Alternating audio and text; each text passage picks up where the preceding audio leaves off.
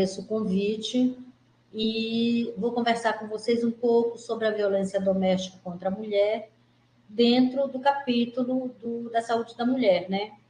Ressignificando a prática do trabalho na atenção primária.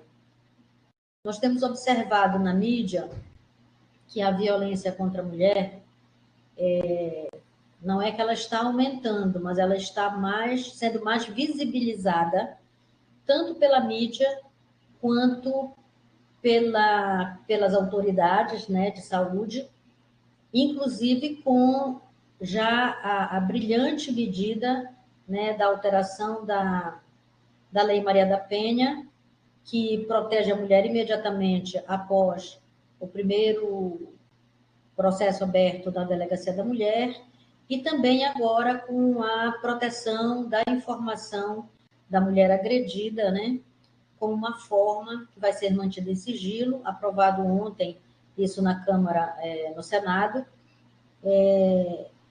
e isso ajuda muito na perspectiva, né, de que se consiga visibilizar esse agravo à saúde, que não é só a saúde, é a área social também, e que nós possamos ter medidas efetivas de controle. Muito bem. Então, veja bem, a Organização Mundial da Saúde, ela define a violência como o uso de força física ou poder em ameaça ou na prática contra si próprio, outra pessoa ou contra um grupo ou comunidade que resulte ou possa resultar em sofrimento. E esse sofrimento nós precisamos entender que ele pode ser um sofrimento físico ou um sofrimento mental, podendo levar à morte, deixar danos psicológicos ao desenvolvimento e prejudicando, inclusive, a privação da pessoa. A violência doméstica, ela é definida como atos cometidos por familiares, né? Ou aqueles que convivem no mesmo domicílio com a pessoa agredida ou vítima, como possamos classificar. Companheiros ou ex-companheiros que vivam ou não no mesmo ambiente, podendo ser cometida dentro deste ou não. Essa violência doméstica, ela ocorre predominantemente no interior do domicílio, porém é comum que o agressor persiga sua vítima num ambiente de trabalho, não descaracterizando com isso a violência doméstica. Como é que nós podemos entender o ciclo da violência, né? Nós vamos partir do início de uma relação entre duas pessoas, que nós vamos chamar de lua de mel, né? Onde acontecem promessas mútuas, idealização dos parceiros, negação da vivência de violência, e uma esperança, ambivalência, uma esperança mútua entre as pessoas. Depois começa a acontecer pequenos conflitos, né? Esses conflitos levam à falta do cumprimento das expectativas, dos papéis estereotipados. E aí começa a criar uma tensão na relação entre essas duas pessoas. Essa tensão se acentua muito mais através de insultos, humilhação, intimidação, né? E provocações mútuas, tanto faz de um lado como de outro. A partir daí, começa desse momento de tensão, que pode durar meses, ano, ele passa para o período da ameaça, que é compreendido o momento da necessidade de reconfirmação das questões. Então, ocorre o episódio agudo de violência. Logo depois da ameaça, ocorre o episódio agudo da violência, que são as agressões. Essas agressões, vamos voltar a relembrar, elas podem ser físicas ou psicológicas, não necessariamente ela seja só agressão física. Por fim, a figura feminina torna-se passiva e a figura masculina torna-se dominadora. E esse ciclo permanece, e esse processo da agressividade, ele vai crescendo até chegar à perspectiva realmente da morte. A primeira ação do homem, autor da violência contra a mulher, ou de outra mulher contra outra mulher, é a negação do ato, né? O homem faz promessas, tem uma impunidade muito grande e tem uma negação. A mulher, ela entra no processo de tensão, ela passa pelo período de agressão e ela perdoa o seu agressor. E aí volta novamente a constituir esse ciclo de agressividade. O fenômeno da violência contra a mulher manifesta-se como um problema de saúde pública hoje no Brasil. Por quê? Porque ela tem uma magnitude de prevalência muito alta, né? Ela traz gravidade e recorrência e pelas consequências negativas da qualidade de vida das vítimas. Por isso se traduz como um sério problema de saúde pública. Por que acontece a violência, né? A violência contra a mulher, ela tem se perpetuado durante a história da civilização devido à naturalização da desigualdade entre os gêneros. Isso é fato, né? O masculino tem o domínio sobre as relações sociais, legitimada pela sociedade, que deixa a mulher exposta a vários tipos de violência, seja no ambiente privado ou no ambiente público. E isso veio se perpetuando desde lá, vamos lembrar das historinhas, né, filmes, em que os homens da caverna, eles tinham uma clava em que eles batiam na cabeça da mulher e arrastavam a mulher pelo cabelo. Era o sentido de posse.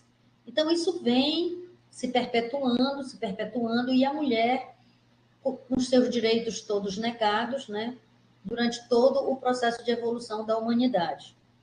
No momento em que nós começamos a ter o movimento feminista, que coincide mais ou menos ali na década de 70, né, com o movimento hippie, em que as pessoas passaram a ter o domínio e a possibilidade de exercer os seus direitos de ir e vir, né? E as mulheres começaram a se rebelar, e um dos primeiros atos desses foi a queima do sutiã, que elas não queriam mais usar sutiã. Isso foi um movimento muito interessante que começa a apontar para a perspectiva do movimento feminista, em que a mulher começa a se posicionar na sociedade para que lhe seja assegurado o direito semelhante ao gênero oposto ao seu.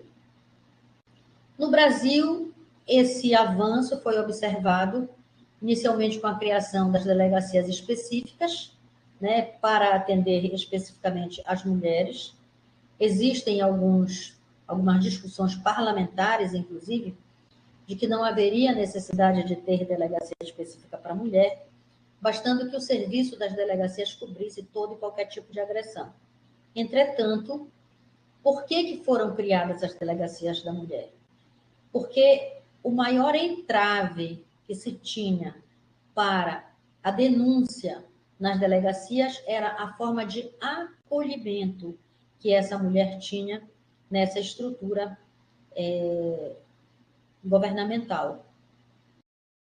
No primeiro momento, as delegacias da mulher eram constituídas por equipes também masculinas, e depois isso foi mudando para que as equipes fossem todas do gênero feminino, para que pudesse haver uma maior identificação da vítima com essa equipe e um melhor acolhimento por parte dessa equipe para a mulher que chegava necessitando de um acolhimento mais oportuno.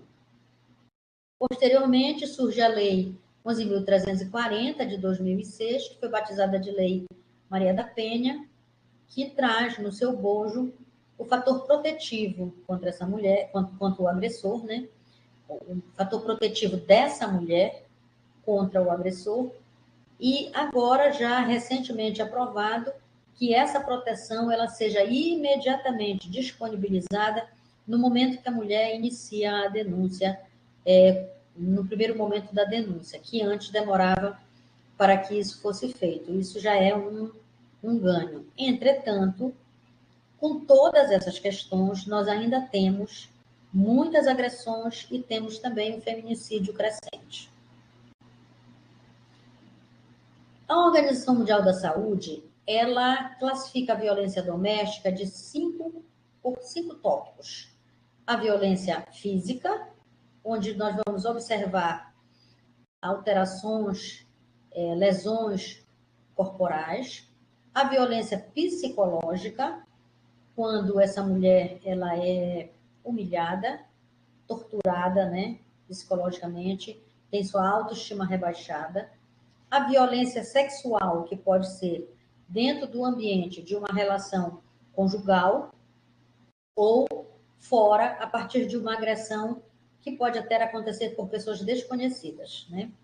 A violência patrimonial, que na maioria das vezes nós não prestamos atenção, mas ela existe, em que essa mulher ela tem o seu patrimônio confiscado, o celular, o computador, ela não tem acesso à internet, e em uma menor escala, ainda observado nessa violência patrimonial, é o companheiro ou o parceiro dessa mulher utilizar, né, usar a sua renda, o dinheiro do seu trabalho, da venda da sua força de trabalho, da sua conta, como se dele fosse esse dinheiro.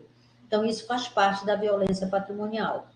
E a violência moral, ela está casada com a violência psicológica, e ela acontece quando você ouve ou vê, principalmente no ambiente de trabalho, a mulher ter a sua qualificação profissional diminuída ou menosprezada frente à equipe de trabalho daquele local. Essa violência doméstica, ela pode ser vista a partir da ótica da imagem fotográfica, né? Então, nós trouxemos aqui algumas imagens para vocês, né? A violência física, em que a mulher tem a sua face esmagada por uma mão agressora. A violência psicológica ou emocional, em que essa mulher é agredida verbalmente e tem a sua autoestima rebaixada. A violência patrimonial são atos que causam dano, perda, subtração, destruição ou retenção de objetos, documentos pessoais, bens e valores, né? E a violência sexual, que ela pode estar dentro da relação matrimonial ou conjugal e fora também. Pode acontecer de uma mulher ser agredida por violência sexual por um desconhecido que a raptou, que a levou para um terreno baldio e praticou o ato de violência sexual. E ela pode também estar sofrendo violência sexual dentro do seu lar, porque ela pode não estar consentindo naquela relação e ser obrigada a ter aquela relação sexual com aquele companheiro, e isso se justifica como uma violência sexual. E a violência moral é quando nós verificamos a questão da calúnia, da difamação ou injúria. Essa violência moral, ela é muito frequente nos ambientes familiares, principalmente quando tem reuniões sociais, ou no ambiente de trabalho da mulher. Ela sempre é rebaixada, caluniada, defamada ou injuriada. E nós precisamos prestar muita atenção nessa questão da violência moral, porque com o crescimento das fake news, é muito frequente isso acontecer. As pessoas são expostas em rede social de uma forma tão violenta que tem um abalo muito grande no seu emocional. Como é que está a epidemiologia da violência contra a mulher visibilizada no mundo, no Brasil, nas Américas, no Brasil e no Pará? Então, no mundo, no ano de 2018, essa foi a última informação que eu consegui capturar, publicada pela Organização Mundial da Saúde no ano de 2021, a prevalência global de episódios violentos perpetrados pelo parceiro íntimo ele ocorre a partir de 15 anos de idade nas mulheres até as mulheres acima de 65 anos. Entretanto, observa-se a maior frequência na faixa etária de 30 a 34 anos e 35 a 39 anos, seguido pela faixa etária de 25 a 29 anos e de 40 a 44 anos. Ou seja, aquela fase em que a mulher está realmente numa fase em que ela está firmando as suas relações com seus parceiros, né? Que ela tem uma vida sexual mais ativa, que ela está no período em que ela está, na verdade, de procriação, aí até 29, 34 anos de idade, e, portanto, é onde acontece o maior volume dessas agressões. Quando nós olhamos a mortalidade, o ranking da violência, né, a taxa de homicídio por 100 mil mulheres, nós observamos que o primeiro lugar que mais aconteceu esse fato, no ano de 2015, foi em El Salvador, com 8,9 homicídios de mulheres para 100 mil mulheres, seguido pela Colômbia, pela Guatemala, pela Rússia e pelo Brasil. O Brasil aparece aqui em quinto lugar, com 4,8 homicídios por 100 mil mulheres. Mas, quando nós olhamos esse mapa, nós vamos observar que os 4 primeiros lugares, ou entre os 5 primeiros lugares, 4 estão na América Latina. Então, isso nos toca, né? É muito alta essa mortalidade, e nós estamos com o nosso índice, é o menor índice, realmente em relação aos outros 4 países, estamos próximos à Rússia, mas é um índice alto para homicídios contra a mulher. No último ano, nós observamos que houve um aumento, né, de 25% nas mulheres no continente americano, nas mulheres que foram agredidas na faixa etária de 15 a 49 anos. Aquela faixa etária que eu falei para vocês que é mais frequente, né? Com um aumento de 8% de agressões nessa faixa etária para o último ano. No último ano, o feminicídio no Brasil registrou 1.941 casos de óbito. O México, 983, Honduras, 6,2 por 100 mil mulheres, e El Salvador, 3,3 por 100 mil mulheres. No Brasil, a notificação do SINAM para o período de 2011 a 2017 aponta que foram notificados 455 mil casos de violência contra a mulher. Desses, 62,40%, ou seja, 283.910, foram produzidos por parceiros íntimos. É um percentual bastante alto. E desses 283.910, 87% foram agressões físicas. Só que nós vamos perceber que a agressão física, ela é o segundo tipo de agressão. A agressão, ela começa primeiro pela agressão psicológica. A pessoa não chega, o agressor não chega batendo na pessoa.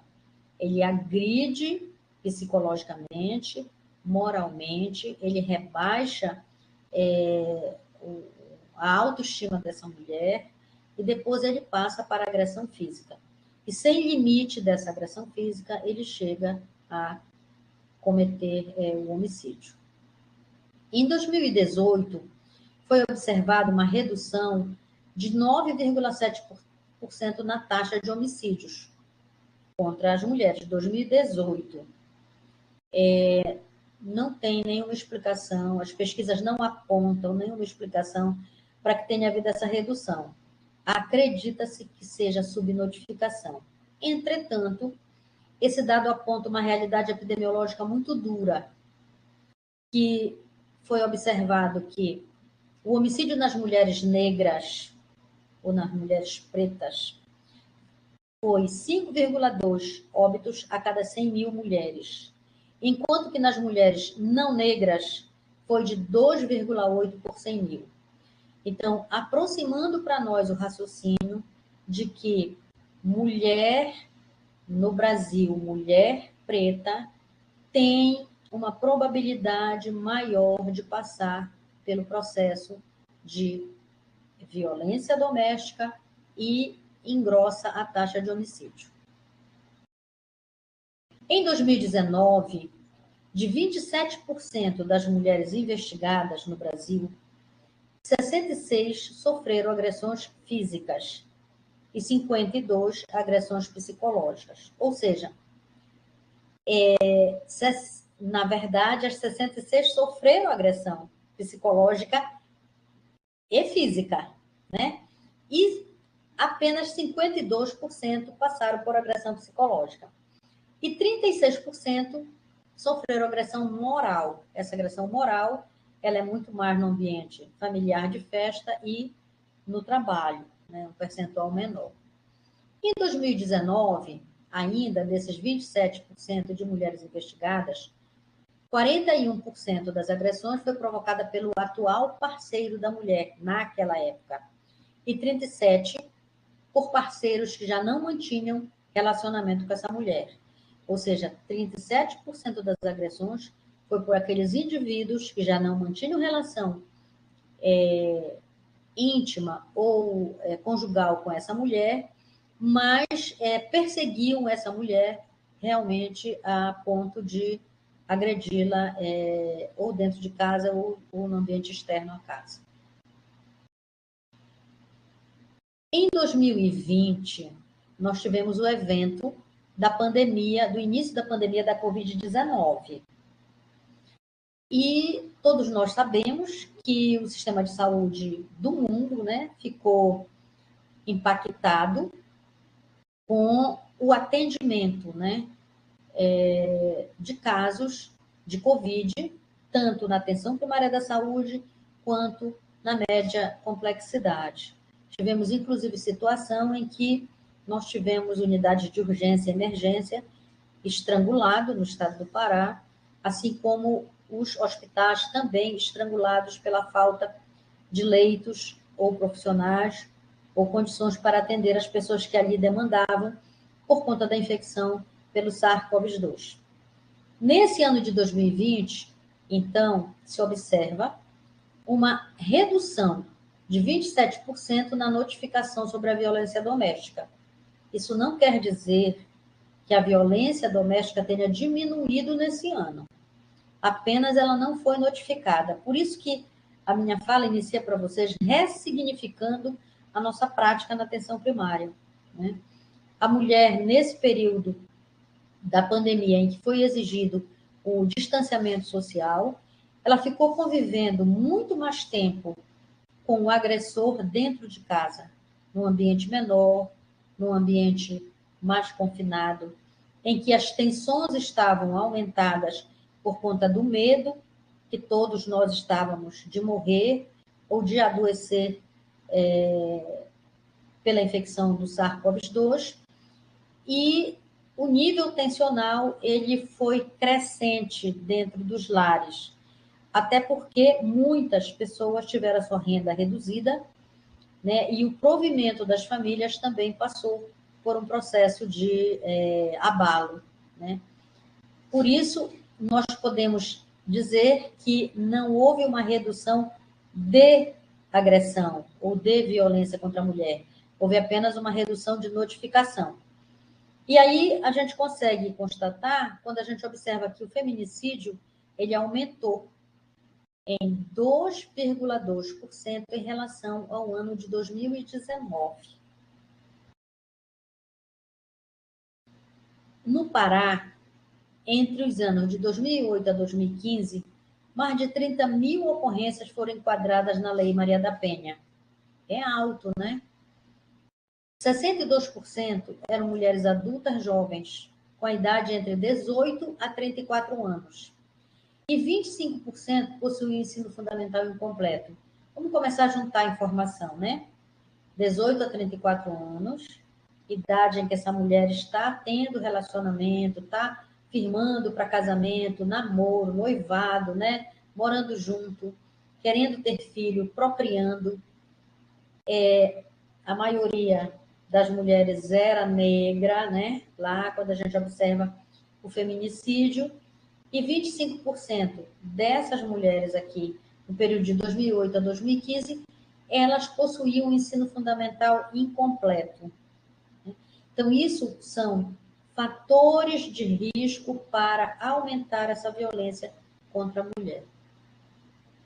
Em 2019, no Pará, houve um aumento de cerca de 21,5% nas notificações de violência contra a mulher. Também não tem explicação por que houve esse aumento.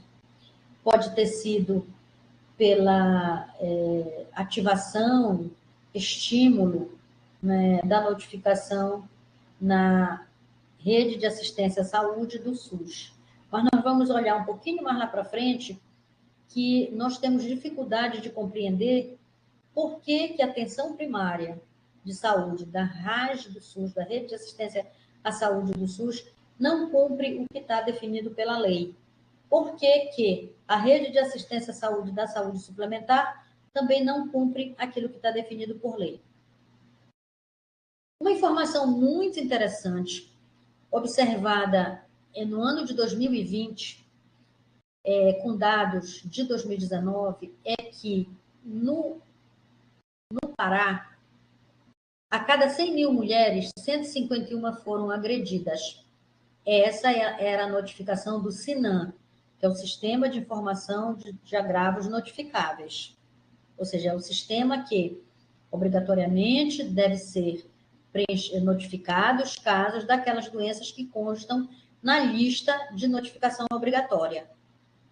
Entretanto, o Tribunal de Justiça do Pará tem a informação para o mesmo ano que foram 219,7 casos para cada 100 mil mulheres, ou seja, uma quantidade muito maior do que o que nós temos notificado no SINAM.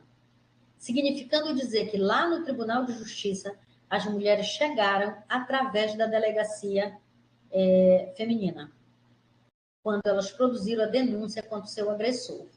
Mas nós vamos ver mais lá para frente que um dos pontos de entrada dessa mulher, principalmente se ela sofre agressão física, que é um percentual bem maior do que só agressão psicológica, é a unidade de saúde, quer o setor de urgência, emergência, quer a unidade básica de saúde. A informação do Datafolha dizia para nós que, para o ano de 2019, 50% das mulheres que sofreram agressão não denunciaram seus agressores, gerando, portanto, lá no TJ, subnotificação. Então, vamos fazer uma reflexão sobre a nossa ressignificação da nossa prática na atenção primária. Nós já temos uma informação menor do que aquela que está na delegacia, daquela que está no Tribunal de Justiça, aquela que gerou um processo para que essa mulher tivesse uma proteção. E ainda contamos com a situação de que 50% das mulheres acabam não notificando os seus agressores lá na delegacia, portanto, não engrossa a notificação do TJ, né? Porque seguramente elas têm medo ou elas não têm renda própria e elas têm medo de perder o mantenedor daquela família. O Fórum Brasileiro de Segurança Pública aponta para nós, para o mesmo período, que 24,4% das mulheres acima de 16 anos afirmam ter sofrido algum tipo de violência ou agressão durante o grosso da pandemia, que foi 2020 e 2021. Então, é um quarto quarto, né, da população afirmando que foi agredida nesse momento crucial em que a pandemia estava com uma alta incidência, o número de casos estava muito incidente. Os serviços de saúde, eles fazem parte da rota percorrida por grande parte das mulheres vítimas da violência doméstica. Nesses serviços, muitas vezes não se valorizam as agressões, a violência em si, mas no serviço de saúde é valorizado, né, apenas a lesão que constitui o problema específico da área da saúde. Ela pode chegar lá com um corte na testa e nós vamos providenciar a sutura desse corte. E não vamos descobrir por que ela teve esse corte na testa. Nós não vamos verificar por que ela está chegando com o nariz quebrado lá na urgência e emergência. Por que ela está com o dedo quebrado.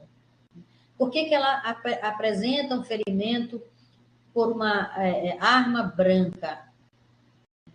E muitas vezes, também pelo despreparo das equipes, porque ainda mantém o raciocínio do modelo centrado no modelo biomédico, o modelo de saúde centrado no modelo biomédico, existe a dificuldade para que essa investigação dentro da história clínica e da história epidemiológica chegue e se consiga perceber que aquela lesão física que aquela mulher está se apresentando naquele momento na consulta, ela teve como básica a violência que foi produzida contra ela.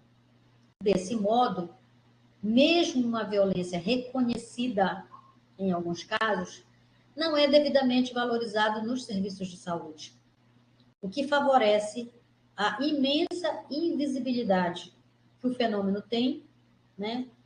O fenômeno social tem, interferindo no processo de saúde e doença das pessoas e até de uma comunidade.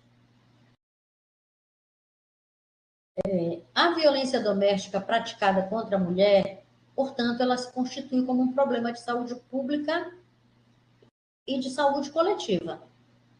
Por sua complexidade, a violência contra a mulher ainda representa um desafio para o setor saúde. E os obstáculos para o diagnóstico são fatores de ordem cultural, em que essa mulher está nessa comunidade, e que ela tem dificuldade de externalizar o que está acontecendo com ela. Falta de orientação dos usuários e dos profissionais de saúde, equipes não devidamente capacitadas para fazer o correto acolhimento de todas as pessoas que demandam a unidade, e especialmente nesse tópico que estamos tratando agora, um acolhimento adequado para essas mulheres que são vítimas de agressão dentro do próprio lar. Desse modo, mesmo uma violência reconhecida, ela não é valorizada no serviço de saúde, né? E aí torna, de fato, ela invisível, né? Em 2011, portanto, um pouco antes de 2015, que nós vimos lá que aumentou a notificação de violência contra a mulher, o Ministério da Saúde incluiu a vigilância doméstica, sexual e outras violências, e aí, portanto, tem a violência contra o adolescente, contra a criança, contra o idoso e contra a mulher, como um agravo de notificação compulsória. Isso quer dizer o quê?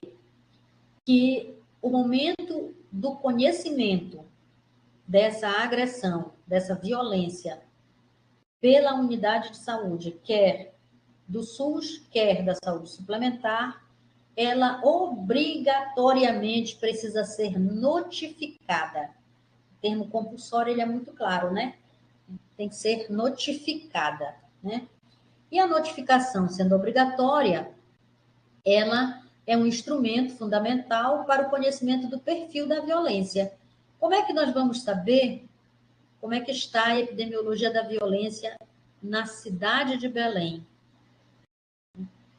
O que eu pude mostrar para vocês foi que tem uma diferença muito grande, né, do Pará entre a informação que está no Sinam e a informação que está no PJ. Mas da cidade de Belém, como é que é? Como é que é isso em cada um dos nossos municípios? Como é que está a situação da violência? O que nós sabemos é o que está sendo veiculado pela mídia, o caso está indo na minha unidade e eu não estou conseguindo identificar, eu vou fazer a visita domiciliar e não consigo identificar o lar violento ou aquele lar em que tem uma situação propícia para que essa mulher seja agredida, essa notificação, ela traz a possibilidade, então, pelo reconhecimento do perfil epidemiológico, para que a gente possa realizar as ações para a prevenção desse problema, né? Conhecer os casos traz benefício, especificamente aos casos na singularidade, ou seja, na hora que nós conhecemos o caso, nós podemos instruir essa mulher, né?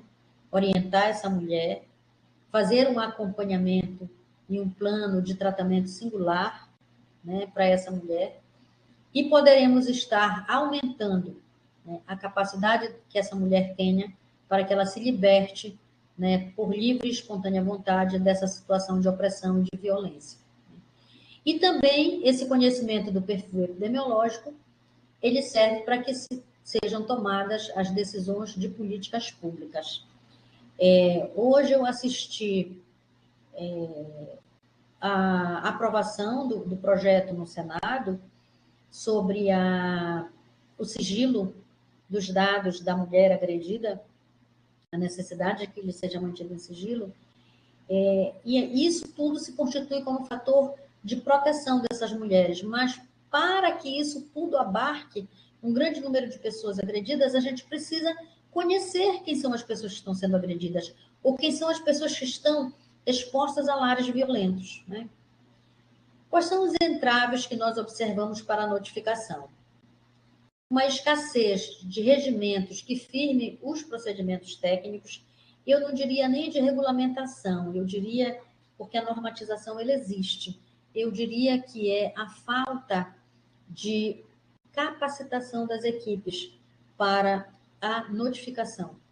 A ausência de mecanismos legais de proteção aos profissionais encarregados de notificar, e aí a gente precisa fazer uma grande diferença entre notificar e denunciar. Nós estamos falando aqui em notificar, que é obrigatório. É preencher a ficha de notificação e investigação e lançar no SINAM. E, obviamente, que nós vamos fazer um trabalho com essa mulher de esclarecimento a ela, de todos os direitos que ela tem, né, legais, aonde tem as instituições e os equipamentos sociais e jurídicos que possam protegê-las. A decisão de denúncia não é nossa, é dela, né, da mulher. Estamos falando da mulher aqui, né? A ausência de mecanismos legais que proteja esse profissional, falha na identificação da violação do serviço de saúde, né? Na identificação da violência no serviço de saúde. A gente não consegue, as equipes não conseguem identificar o caso que chega com uma lesão física ou até um outro agravo. É a insônia, é a pessoa muito chorosa, é a pessoa que está com perda de cabelo, é a pessoa que tem uma coceira no corpo que não tem explicação, né? É uma pessoa que não ruía a unha e passou a roer unha. E a gente não consegue identificar isso, que a base pode ser a violência que esteja causando tudo isso. Porque nós deveremos nos perguntar qual é o tipo de atendimento que nós estamos oferecendo a essas mulheres nas unidades de saúde. Como é que a nossa equipe está acolhendo as pessoas que procuram o atendimento nessas unidades? Como é que nós dirigimos a priorização da visita domiciliar na área adstrita às unidades que executam atividades de atenção primária da saúde? Existe uma possibilidade de estarmos fazendo um plano terapêutico singular? Tem linha de cuidados especificamente desenhada na minha unidade para que eu possa atender adequadamente essas pessoas? Como é que nós nos vemos como médicos hoje nas unidades, atendendo dentro de um modelo que já não atende mais às necessidades da população, em que nós nos limitamos a fazer consultas médicas sem observar que o modelo é outro e que nós precisamos estar trabalhando com as pessoas de uma forma integral. tanto na área curativa ou de assistência, quanto na área de promoção da saúde e prevenção de doenças ou de agravos. Aqui está muito pequenino, mas eu coloquei para vocês verem que existe uma ficha de notificação, frente e verso, que deve ser preenchida, né, pelos profissionais de saúde da unidade. E aí, se vocês me perguntarem quem é que deve preencher essa ficha, qualquer uma pessoa da unidade, mas especificamente quem está atendendo o caso, ou médico, ou enfermeiro, ou cirurgião dentista, que são os profissionais técnicos nas unidades de atenção primária da saúde. Essa ficha, ao ser preenchida, ela vai ser encaminhada para a Secretaria de Saúde do município. Lá ela vai ser avaliada para verificar se todos os campos estão preenchidos e vai ser digitada no Sinan. E a partir desse dado que está no Sinan arquivado, vai ser constituído um banco de dados em que nós poderemos estar construindo os indicadores sobre a violência doméstica contra a mulher. Essa ficha de notificação, ela é uma ficha de notificação que cobre toda e qualquer violência doméstica contra a mulher, contra o idoso, contra o adolescente, né? Contra a criança. Né? Lembrando que o adolescente e a criança têm os 12 estatutos que os protege realmente dessa questão da violência. Muito bem. É importante que nós consigamos fazer a diferença entre notificar e denunciar. Cabe a nós a notificação e o esclarecimento da mulher para que ela possa ir efetuar a denúncia contra o seu agressor.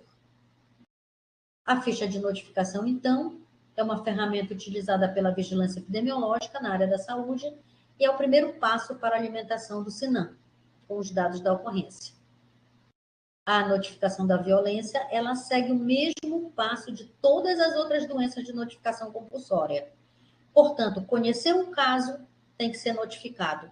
E eu preciso buscar conhecer o caso que está invisibilizado pela consequência dessa violência, né? Que às vezes a mulher chega na unidade para atender a consequência da violência. E nós vamos atender a consequência da violência sem nos preocuparmos que a causa básica daquele quadro que a trouxe na unidade ou que eu vi naquele lar no momento da visita domiciliar é a violência a qual essa mulher está exposta. As vantagens da notificação é possibilitar a viabilização de um sistema de registro com informações mais fidedignas e verificar se o atendimento às vítimas está sendo incorporado às rotinas institucionais. Né? Quais sejam as rotinas institucionais? Eu tenho que pensar nas ações intersetoriais. Em 2006, o Ministério da Saúde implantou o Sistema de Violência e Acidentes, chamado VIVA. Eu acredito que a maioria das pessoas da rede de atenção básica nem sabe que existe esse sistema. No âmbito do Sistema Único de Saúde, e ele é configurado em 2 eixos, o VIVA Contínuo e o VIVA Sentinela. O VIVA Contínuo ela é relativo à vigilância de violência doméstica, sexual e ou outra violência interpessoal e autoprovocada, que chegue na unidade de saúde, que vá ao atendimento, ou que eu verifique por uma visita domiciliar ou por um trabalho de grupo específico que eu esteja fazendo. O Viva Sentinela, ele é relativo à vigilância de violência e acidentes em emergências e em hospitais. Então, a mulher pode chegar lá na UPA, né, com o nariz quebrado ou com um sangramento, e ela vai estar sendo notificada nesse Viva Sentinela. Tá? Esses 2 eixos servem como recursos para avaliar de forma mais ampla o impacto da violência no país e para orientar o planejamento estratégico de saúde no tocante às medidas preventivas contra essa violência. Ainda existe muita subnotificação da violência. E o que é que determina essa subnotificação? Falta de capacitação dos profissionais de saúde sobre a importância de um bom acolhimento, correto acolhimento e de uma consulta médica completa, né? Direcionada para a investigação realmente do que pode estar causando aquele dano físico ou emocional que aquela mulher chega à minha frente, né? Ameaças que os profissionais de saúde sofrem dos autores das violências, isso ainda existe, e as pessoas preferem ficar à parte como se ela não tivesse que se meter naquela situação. Questões estruturais e falta de integração entre os diversos órgãos, falta de integração dos mecanismos de registro dessa ocorrência. Nós não temos integração dos sistemas que registram essa ocorrência. E isso é muito claro quando a gente vê que nós temos a notificação do SINAM, no estado do Pará, é praticamente a metade do que está registrado lá no TJ. Déficit na implantação de políticas públicas de vigilância e assistência à vítima. Nós temos dificuldades de trabalhar com a vigilância da saúde para minimamente todos os agravos de notificação compulsória. Além disso, nós temos dificuldade de implantar política de assistência às vítimas, que cobre como um todo a parte social, a parte econômica, a parte de segurança e a parte de saúde. A notificação de casos de violência contra a mulher, ela cria um elo. Quando eu notifico lá no SINAM, ela cria um elo entre a área da saúde e o sistema legal, o jurídico. Então, é importante que nós comecemos a pensar, a integrar as nossas atividades nas nossas áreas, nos nossos municípios, nas nossas áreas adstritas das unidades, com os outros equipamentos institucionais públicos que estão naquela área. Procurar saber realmente, e às vezes nós temos uma jornada que estamos lá na unidade básica e estamos na UPA. Como é que o nosso comportamento enquanto médico, digamos, nessas duas áreas, ou enquanto enfermeiro nessas duas áreas? É importante que nós possamos pensar que nós precisamos ter uma rede multiprofissional e interinstitucional de atuação, fundamental para uma intervenção menos burocrática e mais eficiente dos casos. O que é que nós podemos fazer?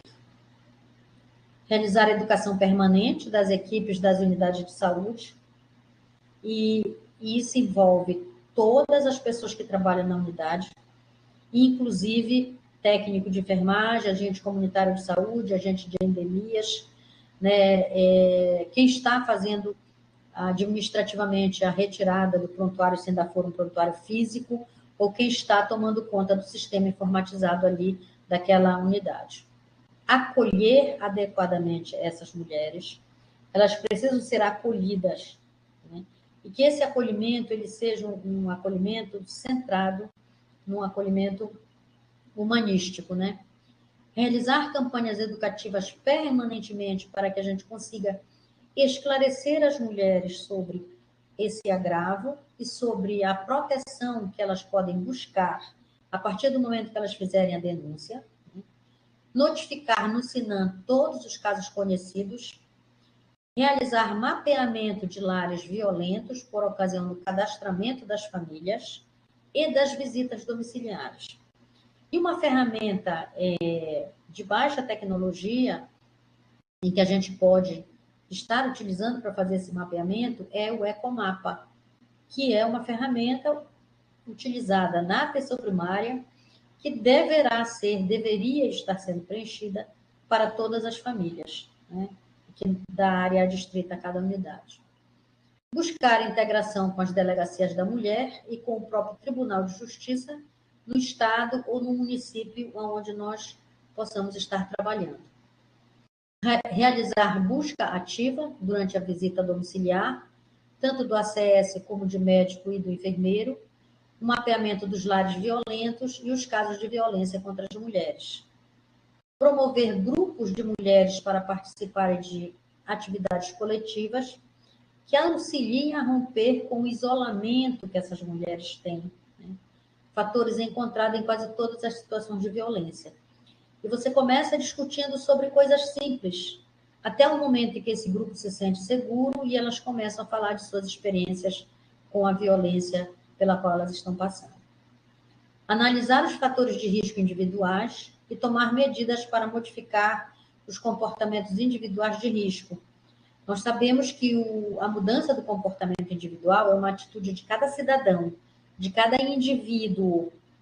Entretanto, ele só vai tomar essa iniciativa de mudar o seu comportamento de risco se ele estiver esclarecido sobre o fato, sobre uma pessoa que é violenta, e não é porque ele é violento porque é de família, porque é assim mesmo, porque ele está muito estressado, porque ele trabalha o dia inteiro, né? Ele pode trabalhar o dia inteiro, ele pode vir de uma família rica ou de uma família pobre, o direito de todos nós é igual, e a mulher precisa ser preservada, a criança precisa ser preservada, o idoso precisa ser preservado. Não há a necessidade de agressão estar acontecendo em lar nenhum, né? Influenciar as relações individuais próximas e criar ambientes familiares sadios, né? É interessante que seja influenciado a rede, né, que essa mulher pode ter, não diria só de proteção, mas aquela rede de pessoas que poderão acolhê-la no momento de maior dificuldade que ela possa ter, assim como fornecer ajuda profissional e apoio para famílias desintegradas. Monitorar os espaços públicos, nas escolas, locais de trabalho e bairros, e tomar medidas para enfrentar os problemas que possam levar à violência. Como é que está o nosso trabalho da atenção primária com as escolas, onde nós temos criança, temos adolescente, temos reunião de pais e mestres, que nós poderíamos estar discutindo nas escolas todos esses assuntos. Nós temos visto no Brasil e fora do Brasil a violência crescente nas escolas, né? Vimos agora, recentemente, essa semana, né, uma adulta jovem ter ido na escola onde ela estudou, nos Estados Unidos, e ter atirado em várias pessoas. E vimos um adolescente de 13 anos esfaquear várias pessoas, inclusive matar uma professora. Isso tudo é violência. E por que isso acontece? Porque nós deixamos isso acontecer e porque nós não esclarecemos as pessoas sobre essa forma como está acontecendo na nossa relação social. Analisar a desigualdade de gênero e atitudes e práticas culturais diferentes que possam estar interferindo realmente nesse processo para aumentar essa violência contra as mulheres. Essa busca da ação intersetorial, ela é importante para que a gente possa constituir uma rede que inclua tanto o setor de saúde, como o setor de segurança, como o setor de educação e bem-estar social e do próprio setor jurídico.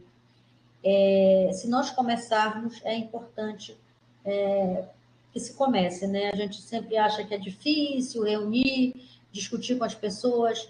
Não é difícil reunir, nem é difícil discutir com as pessoas. O importante é ter um planejamento de ação para que o fato aconteça e você consiga mudar uma realidade. As ações articuladas, elas ampliam a chance de construir estratégias que rompem de forma integral as necessidades das mulheres e que as ajudem na superação dos agravos consequentes dessa violência. A saúde é a condição de vida delas e dos seus filhos, não diria nem da família como um todo, mas dela e dos filhos, né? Se a violência pode ser prevenida, por que não há mais ações para preveni-la, especialmente em âmbito nacional, estadual ou local? O principal obstáculo é simplesmente a ausência de conhecimento, tanto do real quadro epidemiológico sobre o agravo à saúde, quanto do conhecimento técnico e científico sobre a situação problema. Para muitos, em posição decisória, a ideia de que a violência é um problema de saúde pública é nova e contrária à crença de que a violência é um problema apenas criminal. E não é um problema criminal, ela afeta toda uma sociedade e ela é um problema de saúde pública. Uma regra geral básica para a abordagem à violência doméstica contra a mulher, na atenção primária de saúde, é que todos os esforços, pequenos ou grandes, devem ser rigorosamente avaliados e encorajados a enfrentar. Nós precisamos começar a enfrentar esse problema. E o primeiro passo é conhecer todos os casos, notificar todos os casos no Senan, mapear a realidade e trabalhar o processo de educação e saúde com a população em geral. A violência contra a mulher, ela precisa ser evitada para que nós tenhamos famílias felizes. Muito obrigada e fico à disposição dos senhores.